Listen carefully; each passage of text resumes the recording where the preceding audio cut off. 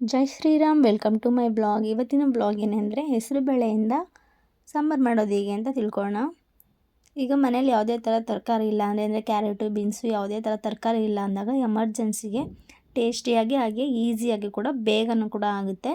ಅದನ್ನು ಯಾವ ಥರ ಮಾಡೋದನ್ನು ಅಂತ ತಿಳ್ಕೊಳ್ಳೋಣ ಬನ್ನಿ. ಮೊದಲಿಗೆ ನಾನಿಲ್ಲಿ ಒಂದು ಕಪ್ಪಲ್ಲಿ ಒಂದು ಅರ್ಧ ಕಪ್ ಆಗೋಷ್ಟು ಹೆಸರು ಬೇಳೆನ ತೊಗೊಂಡೆ. ಅದನ್ನು ಒಂದು 2-3 ಸತಿ ನೀಟಾಗಿ ತೊಳ್ಕೊಂಡು ಅದಕ್ಕೆ ಸ್ವಲ್ಪ ನೀರು ಹಾಕ್ಕೊಂಡೆ. ನೀರು ಹೇಗೆ ಹಾಕ್ಕೊಂಡೆ ಅಂದರೆ ಹೆಸರು ಬೇಳೆಗಿಂತ ನೀರಿನ ಪ್ರಮಾಣ ಸ್ವಲ್ಪ ಜಾಸ್ತಿ ಇರಬೇಕು. ಆ ಥರ ನೀರು ಹಾಕ್ಕೊಳ್ಳೋದ್ರಿಂದ ಹೆಸರುಬೇಳೆ ನೀಟಾಗಿ ಬೇಗ ಬೇಯುತ್ತೆ. ಅದಕ್ಕೋಸ್ಕರ ನೋಡಿ, ಇವಾಗ ನೀರು ಹಾಕ್ಕೊಂಡು ನೀಟಾಗಿ ಅದನ್ನು ಮಿಕ್ಸ್ ಮಾಡ್ಕೋಬೇಕು. ಅದಕ್ಕೆ ಒಂದು 1/4 ಸ್ಪೂನ್ ಆಗುವಷ್ಟು ಅರಿಶಿನ ಹಾಕ್ಕೋಬೇಕು. ಅಂತ ಜಾಸ್ತಿ ಹಾಕ್ಕೊಳ್ಳೋದಕ್ಕೆ ಹೋಗಬೇಡಿ, ತುಂಬ ಡಾರ್ಕ್ ಕಲರ್ ಬಂದುಬಿಡುತ್ತೆ. ಸ್ವಲ್ಪ ಬೇಗ ಬೇಯಬೇಕು ಅನ್ನೋದಕ್ಕೋಸ್ಕರ ನಾವು ಅರಿಶಿನ ಹಾಕ್ಕೊಳ್ಳೋದ್ರಿಂದ ಒಂದು 1/4 ಸ್ಪೂನ್ ಆಗುವಷ್ಟು ಅರಿಶಿನ ಹಾಕ್ಕೊಂಡ್ರೆ ಸಾಕು. ನೋಡಿ, ಇವಾಗ 1/4 ಸ್ಪೂನ್ ಅರಿಶಿನ ಹಾಕಿರೋದ್ರಿಂದನೇ ಫುಲ್ ಡಾರ್ಕಾಗಿ ಕಾಣ್ತಾ ಇದೆ. ಅದಕ್ಕೆ ಜಾಸ್ತಿ ಹಾಕ್ಕೊಳ್ಳೋದಕ್ಕೆ ಹೋಗ್ಬಿಡಿ. ನಂತರ ಇವಾಗ ನಾವು ಲಿಡ್ನ ಕ್ಲೋಸ್ ಮಾಡ್ಕೊಳ್ಳೋಣ ಬನ್ನಿ.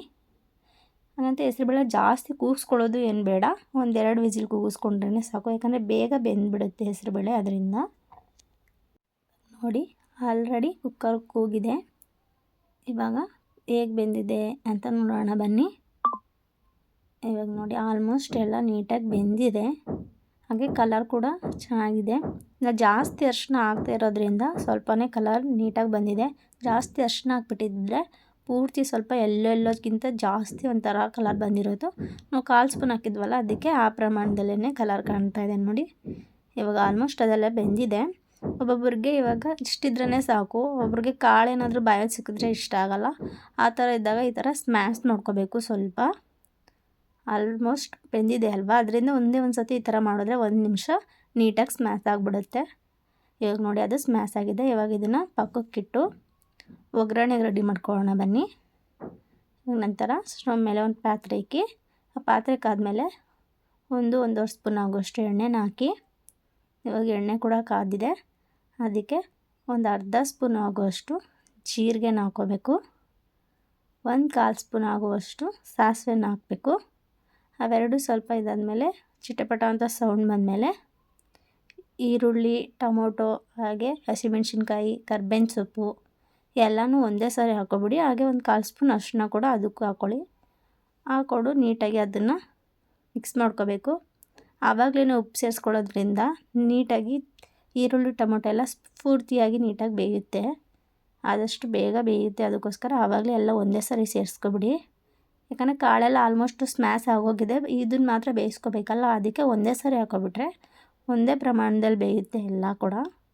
ಅದಕ್ಕೆ ನೋಡಿ, ಇವಾಗ ಅದನ್ನು ಮೀಡಿಯಮ್ ಫ್ಲೇಮಲ್ಲಿ ಇಟ್ಕೊಳ್ಳಿ, ಯಾಕಂದರೆ ಬೇಗ ಸೀದೋಗಿಬಿಡುತ್ತೆ. ನೋಡಿ, ಇವಾಗ ಸ್ವಲ್ಪನೇ ಕುದಿ ಬರ್ತಾ ಇದೆ. ನಾವು ತುಂಬ ಹೈ ಫ್ಲೇಮ್ ಮಾಡಿಬಿಟ್ರೆ ಸೀದೋಗಿಬಿಡುತ್ತೆ. ಅದಕ್ಕೆ ನಾವು ಲೋ ಫ್ಲೇಮಲ್ಲಿ ಇಲ್ಲ ಮೀಡಿಯಮ್ ಫ್ಲೇಮಲ್ಲಿ ಇಟ್ಕೊಂಡು ಬೇಯಿಸ್ಕೊಳ್ಳೋದ್ರಿಂದ ಆ ಥರ ಯಾವುದೇ ಥರ ಸಿಹಿ ಇದಿಲ್ಲ. ಇವಾಗ ನೋಡಿ, ಸ್ವಲ್ಪನೇ ಕುದೀತಾ ಇದೆ. ಟೊಮೊಟೊ ಸ್ಮ್ಯಾಶ್ ಆಗೋ ಥರ ಟೇಸ್ಟ್ ಇರಬೇಕು. ಹಾಗೆಯೇ ಸ್ವಲ್ಪ ಸಿಹಿನಂಶ ಇರಬಾರ್ದು ಟೊಮೊಟೊಲ್ಲಿ. ಆ ಥರ ನೀಟಾಗಿ ಆವಾಗ ಈ ಥರ ಮಿಕ್ಸ್ ಮಾಡ್ಕೊತಾ ಬೇಯಿಸ್ಕೊಳ್ಳಿ. ನೋಡಿ, ಇವಾಗ ನೀಟಾಗಿ ಬೇಯ್ತಾ ಇದೆ ಅಂತ. ನಾವು ಲೋ ಫ್ಲೇಮಲ್ಲಿ ಇಟ್ಕೊಂಡಿರೋದ್ರಿಂದ ಅದು ಸ್ವಲ್ಪ ತಡವಾಗಿಯೇ ಬೇಯುತ್ತೆ. ಹೈ ಫ್ಲೇಮ್ ಮಾಡಿದ್ರೆ ಬೇಗ ಬೆಂದ್ಬಿಡುತ್ತೆ, ಆದರೆ ತಡ ಎಲ್ಲ ಹಿಡಿದುಬಿಡುತ್ತೆ, ಹಾಗೆ ಸ್ವಲ್ಪ ಸೀದೋಗ್ಬಿಡುತ್ತೆ ಸುತ್ತ. ಅದಕ್ಕೋಸ್ಕರ ನಾವು ಫ್ಲೇಮ್ನ ಸ್ವಲ್ಪ ಕಮ್ಮಿನೇ ಇಟ್ಕೋಬೇಕು. ಇವಾಗ ನೋಡಿ, ಸ್ವಲ್ಪ ಅರಿಶಿನ ಹಾಕಿ ಮತ್ತು ಉಪ್ಪು ಹಾಕಿರೋದ್ರಿಂದ ಸ್ವಲ್ಪ ಟೇಸ್ಟ್ ಕೂಡ ಚೆನ್ನಾಗಿರುತ್ತೆ. ಹಾಗೆಯೇ ಎಲ್ಲದಕ್ಕೂ ನೀಟಾಗಿ ಉಪ್ಪಿನಂಶ ಹಿಡಿದಿರುತ್ತೆ. ಹಾಗೆ ಕಲರ್ ಕೂಡ ಸ್ವಲ್ಪ ಚೆನ್ನಾಗಿ ಬರುತ್ತೆ. ಅದಕ್ಕೋಸ್ಕರ ಅರಿಶಿನ ಸ್ವಲ್ಪ ಹಾಕ್ಕೋಬೇಕು. ನೋಡಿ, ಇವಾಗ ನೀಟಾಗಿ ಮಿಕ್ಸ್ ಮಾಡ್ಕೊಳ್ಳಿ. ಆವಾಗವಾಗ ತಳ ಹಿಡಿದಿರೋ ಥರ ನೋಡಿಕೊಂಡು. ಇವಾಗ ನೋಡಿ, ಆಲ್ಮೋಸ್ಟು ಈರುಳ್ಳಿ ಎಲ್ಲ ಕಲರ್ ಚೇಂಜ್ ಆಗಿದೆ. ಆದರೆ ಟೊಮೊಟೊ ಸ್ವಲ್ಪ ಸ್ಮ್ಯಾಶ್ ಮಾಡಬೇಕು, ಬೇಯಬೇಕು ಸ್ವಲ್ಪ ಟೊಮೊಟೊ. ಇವಾಗ ನೋಡಿ, ಆವಾಗವಾಗ ಮಿಕ್ಸ್ ಮಾಡ್ಕೊಳ್ಳಿ, ತಳ ಹಿಡಿದಿರೋ ಥರ ನೋಡಿಕೊಂಡು. ನೀವೇ ನೋಡ್ಬೋದು, ಇವಾಗ ಮನೇಲಿ ಯಾವುದೇ ತರಕಾರಿ ಇಲ್ಲ ಅಂದಾಗ ಬೇಗ ಮಾಡ್ಕೋಬೋದು. ಹಾಗೆಯೇ ತುಂಬ ಖಾರನೂ ಕೂಡ ಇರೋದಿಲ್ಲ. ನಾವು ಹಸಿಮೆಣ್ಸಿಕಾಯಿನ ಯೂಸ್ ಮಾಡಿದ್ರೂ ಕೂಡ ಖಾರಿನಂಶ ಕೂಡ ಜಾಸ್ತಿ ಇರೋದಿಲ್ಲ.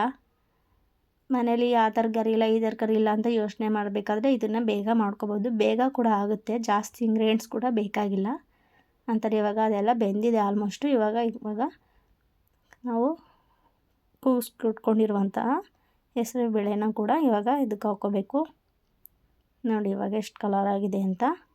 ಏನಾದರೂ ನೀವು ರೊಟ್ಟಿ ಚಪಾತಿ ಆ ಥರ ಯೂಸ್ ಮಾಡ್ಕೋತೀನಿ ಅಂದರೆ ಈ ಪ್ರಮಾಣದಲ್ಲೇ ಸಾಕು. ಇಲ್ಲಾಂದರೆ ನಾವು ರೈಸ್ಗೆ ಯೂಸ್ ಮಾಡ್ಕೋತೀವಿ ಅಂದರೆ ನಾವು ಬೇಯಿಸ್ಕೊಂಡು ಇಟ್ಕೊಂಡಿರ್ತೀವಿ ಕುಕ್ಕರ್ಗೆ, ಅದಕ್ಕೆ ಸ್ವಲ್ಪ ನೀರನ್ನ ಹಾಕ್ಕೊಳ್ಳಿ. ನೀರನ್ನ ಹಾಕ್ಕೊಂಡು ನೀಟಾಗಿ ಅದಕ್ಕೆ ಸ್ವಲ್ಪ ಅಲ್ಲಿಗೆ ಹಾಕ್ಕೊಳ್ಳಿ ನೀರನ್ನ. ಇಲ್ಲಾಂದ್ರೆ ರೊಟ್ಟಿ ಗಿಟ್ಟಿಗೆ ತಿಂತೀವಿ ಅಂದರೆ ಈ ಪ್ರಮಾಣದಲ್ಲೇ ಸಾಕು, ಗಟ್ಟಿಯಾಗಿದ್ರೇ ಸರಿ ಆಗುತ್ತೆ. ಸ್ವಲ್ಪ ತೆಳ್ಳಗಿರಬೇಕು ಅನ್ನೋರು ಕೂಡ ಸ್ವಲ್ಪ ನೀರನ್ನ ಸೇರಿಸ್ಕೋಬೋದು. ನೋಡಿ ಇವಾಗ ನಾನು ಅದರಲ್ಲಿ ಕುಕ್ಕರಲ್ಲಿ ಇದ್ದಲ್ಲ ಅದಕ್ಕೋಸ್ಕರ ಸ್ವಲ್ಪ ನೀರು ಹಾಕ್ಕೊಂಡು ಈ ಪ್ರಮಾಣದಲ್ಲಿ ಮಾಡಿಕೊಂಡು ಇವಾಗ ನೋಡಿ ರೈಸ್ಗೆಲ್ಲ ಚೆನ್ನಾಗಿರುತ್ತೆ.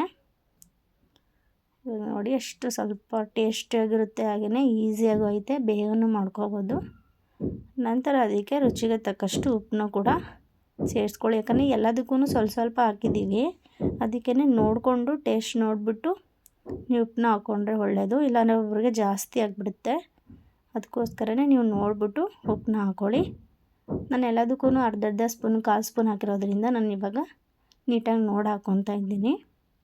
ಇವಾಗ ನೋಡಿ ಹಾಕ್ಕೊಂಡು ಮಿಕ್ಸ್ ಮಾಡ್ಕೊಳ್ಳಿ. ಮಿಕ್ಸ್ ಮಾಡ್ಕೊಂಡು ಅದನ್ನು ಲೋ ಫ್ಲೇಮಲ್ಲೇ ಇಟ್ಕೊಂಡು 1-2 ನಿಮಿಷ ಬೇಯಿಸ್ಕೋಬೇಕು, ಅಂದರೆ ಕುದಿಸ್ಕೋಬೇಕು. ಇವಾಗ ಆಲ್ರೆಡಿ ಎಲ್ಲ ಬೆಂದಿರೋದ್ರಿಂದ 1-2 ನಿಮಿಷ ಕುದಿಸ್ಕೊಂಡ್ರೆ ಟೇಸ್ಟ್ ಚೆನ್ನಾಗಿ ಬರುತ್ತೆ. ಅದಕ್ಕೆ ಫೈನಲಾಗಿ ಸ್ವಲ್ಪ ಕೊತ್ತಂಬರಿ ಸೊಪ್ಪನ್ನು ಕೂಡ ಅದಕ್ಕೆ ಹಾಕ್ಕೊಳ್ಳಿ. ಕೊತ್ತಂಬರಿ ಸೊಪ್ಪನ್ನ ಹಾಕ್ಕೊಂಡು ನೀಟಾಗಿ ಮಿಕ್ಸ್ ಮಾಡಿಕೊಂಡು ಅದನ್ನು 1 ನಿಮಿಷ ಅಥವಾ 1.5 ನಿಮಿಷ ಅಷ್ಟು ಬೇಯಿಸ್ಕೊಂಡ್ರೆ ಇಲ್ಲ ಕುದಿಸ್ಕೊಂಡ್ರೆ ಸಾಕು, ಟೇಸ್ಟ್ ಚೆನ್ನಾಗಿ ಬರುತ್ತೆ. ಆವಾಗ ನೀವು ರೈಸ್ಗೆಲ್ಲ ಚೆನ್ನಾಗಿರುತ್ತೆ, ಹೋಟೆಲಲ್ಲಿ ಮಾಡಿರೋ ಥರನೇ ಇರುತ್ತೆ. ನಿಮ್ಮ ಮನೇಲೂ ಕೂಡ ಆದಷ್ಟು ಬೇಗನೆ ಯಾವುದೇ ತರಕಾರಿ ಬಳಸ್ತೇನೆ ಕೂಡ ಯೂಸ್ ಮಾಡ್ಕೋಬೋದು. ನೋಡಿ ಇವಾಗ ಆಲ್ಮೋಸ್ಟ್ ಎಲ್ಲ ರೆಡಿಯಾಗಿದೆ, ಕುದೀತಾ ಇದೆ. ನೋಡಿ ಇವಾಗ ಯಾವುದೇ ಥರ ಗಂಟು ಕೂಡ ಆಗಿಲ್ಲ, ಒಂದೇ ಪ್ರಮಾಣದಲ್ಲಿ ಎಲ್ಲ ಬೆಂದಿರೋದ್ರಿಂದ ಟೇಸ್ಟ್ ಚೆನ್ನಾಗಿ ಬರುತ್ತೆ. ನೋಡ್ಬೋದು ಕೊತ್ತಂಬರಿ ಸೊಪ್ಪು ಹಾಕೋದ್ರಿಂದ ಸ್ವಲ್ಪ ಟೇಸ್ಟು ಚೆನ್ನಾಗಿರುತ್ತೆ. ಹಾಗೆ ಲಾಸ್ಟಲ್ಲಿ ಹಾಕಿರ್ತೀವಲ್ವ ಸ್ವಲ್ಪ ಬಾಯಿಗೆ ಸ್ವಲ್ಪ ಸೊಪ್ಪು ನೀಟಾಗಿ ಸಿಗ್ತಾ ಇರುತ್ತೆ, ಅದರಿಂದ ಕೊತ್ತಂಬರಿ ಸೊಪ್ಪನ್ನ ಹಾಕ್ಕೋಬೋದು.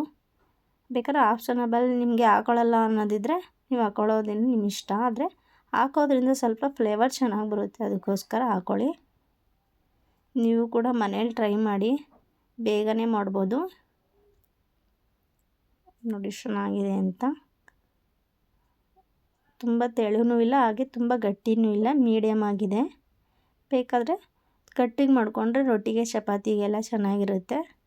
ನಾನಿಲ್ಲಿ ರೈಸ್ಗೆ ಅಲ್ವಾ ಅದಕ್ಕೋಸ್ಕರ ಸ್ವಲ್ಪ ತೆಳ್ಳಗೆ ಮಾಡ್ಕೊಂಡಿದ್ದೀನಿ, ಅಂದರೆ ಮೀಡಿಯಮಾಗಿ ಮಾಡ್ಕೊಂಡಿದ್ದೀನಿ ಅಷ್ಟೇ, ನಾನು ತುಂಬ ತೆಳ್ಳಗೇನು ಮಾಡ್ಕೊಂಡಿಲ್ಲ. ನೋಡಿ ಎಷ್ಟು ಚೆನ್ನಾಗಿದೆ ಅಂತ, ನೀವು ಮನೇಲಿ ಕೂಡ ಟ್ರೈ ಮಾಡಿ. ನಿಮಗೆ ಈ ವಿಡಿಯೋ ಇಷ್ಟ ಆಗಿದ್ರೆ ಲೈಕ್ ಮಾಡಿ, ಕಮೆಂಟ್ ಮಾಡಿ, ಶೇರ್ ಮಾಡಿ, subscribe to my channel. Thank you all.